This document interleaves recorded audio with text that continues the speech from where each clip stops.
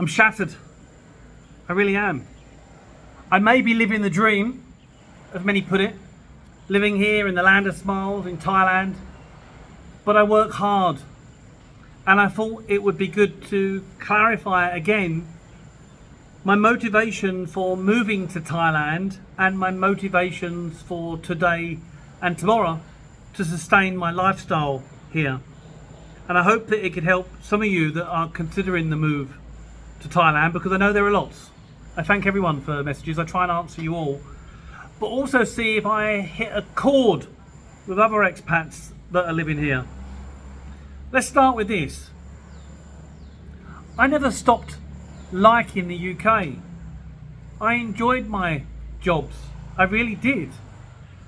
My life was good, and I worked hard to put myself in a good position and make good money. I've just come back from the UK, as you'll know, and it was just beautiful exploring the countryside and the ease of location to Europe as well. I can't actually knock the country for what it is. It's a different kettle of fish though, living there now. I left the UK fundamentally for the following reasons. I wanted to change the chapter in my life. What's the point in this big wide world living only in the country you were born? A vacation once or twice a year to the likely suspects, Spain and Turkey, didn't float my boat. I love travelling. It's fascinating, this big wide world and all that it offers, and the idea of living in a different country really appealed to me. I could see my life clearly mapped out in the UK, what my expectations were. I mean, it doesn't really change here actually. Now I'm here, there is a level of normality, but at least it's somewhere else and I'm experiencing different things. The barbecues at the weekend, the long hours, the watching TV in the evening. I just wanted to change before it was too late. Now, here's what I've learned since making the move. I've learned that my paradigm of thought in the UK was, maybe consciously or not consciously by the forces, controlled via the media in the narratives they put out, left and right, and these small arguments. Self-governance of me and my peers around me. That, by the way, is great for an organised, developed civilization. I love going to the UK and everyone sticking to their speed limits and no one cutting me up and everyone polite and holding the door and good morning and going through the motions of this automated self. I wonder if you lose this a little bit because everything becomes so regulated and programmed. I enjoy though not being part of this cog. Like, I know I've said this before, but I want to go over it again.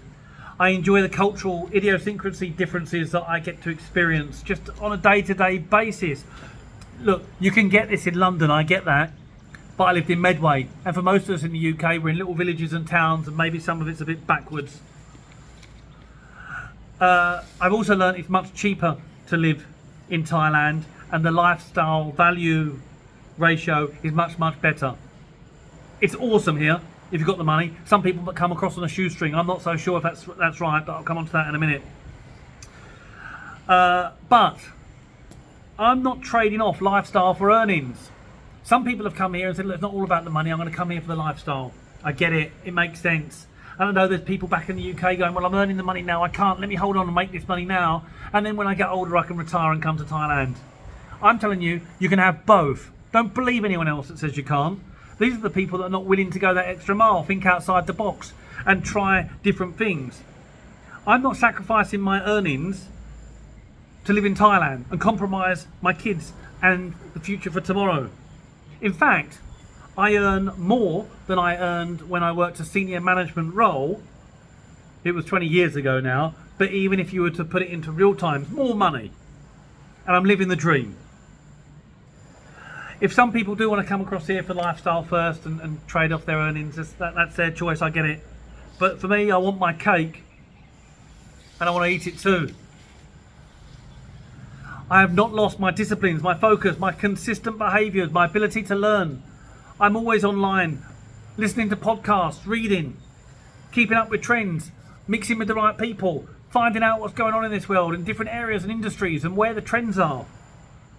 Because this will help me make more money and keep relevant and on top of my game. I do not want to die out as my age puts me onto the scrap heap.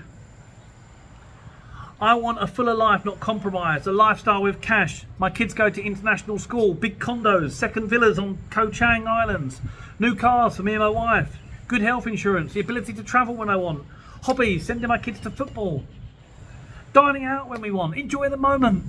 It's not me being snobbery, we can all have it, we really can. And actually it's easier for a lot of you to reinvent yourself when you come out here. Don't think you can't, don't listen to the naysayers.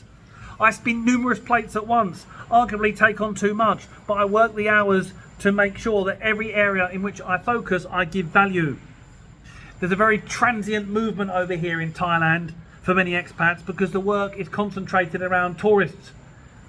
And as the bar and exchange rate and legislation and visas and immigration and pensions all change, it has a direct impact on what's going on in this country for the people you tend to serve if you work here. I want to build, and to do that I need to have enough money coming in now and enough money to build for the future. I plan for tomorrow, live life now. Yes, I absolutely do. Look at the amount of travelling and what I do with my life, with my family. But no one will look after you in the future. Remember that. Take risks, make them calculated. I'm happy to work, but I want the approach that I get up in the morning, I'm working for the fun and challenge, not the fact that I'm getting up to work because I need to put money in my pocket. There's a very different thing that goes on in your head. You can reduce your stress and life becomes even better. I know that my plan's not for everyone, and I know that not one size fits all, so don't think, I can't do what Dan's doing, although you could. If you just want to escape and come to a tropical country like Thailand and just get away from whatever life and heartache you are having, do it. But just make sure you've got a backup plan. You understand if it doesn't work out, how you're going to get back. Be insured. Have fun, live your life. One life. Don't be afraid. Keep control. It's your life. Down about Thailand. Keep safe.